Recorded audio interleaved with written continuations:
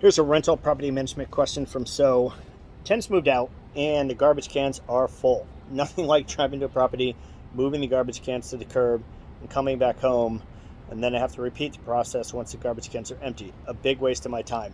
Um, yeah, that actually is a problem. I don't really see it as a landlord's or a problem for my property management company. I see it more as a tenant problem. And there is a disconnect. So I don't think tenants realize that it's that big of a deal. So they're just thinking, hey, we're just going to leave some garbage, and what's the big deal? It's just a bag or two of garbage. But from my perspective, I actually have to pay a housekeeping service to go to the property and to empty those garbage cans. And it goes a little bit more because they're there at the property likely when it's not trash day. And that means the housekeeper solution has to actually take that garbage, somebody else's garbage, and they have to put it into their vehicle. And then they have to figure out what to do with this garbage.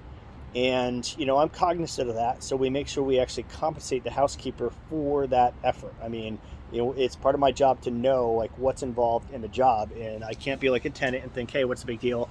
Just a bag of garbage. When somebody's job is involved in dealing with that, I have to understand like what effort is involved.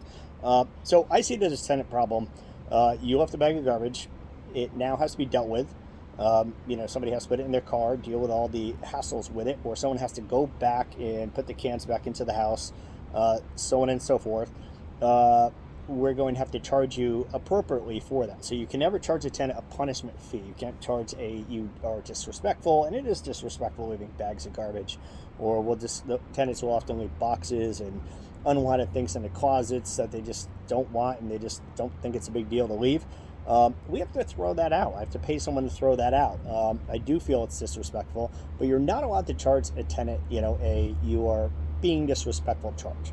So if it's going to cost us, if it's a reasonable expense to pay a housekeeper to dispose of someone else's trash, that's what we charge the tenant. We can't charge them an extra fee just because it's annoying.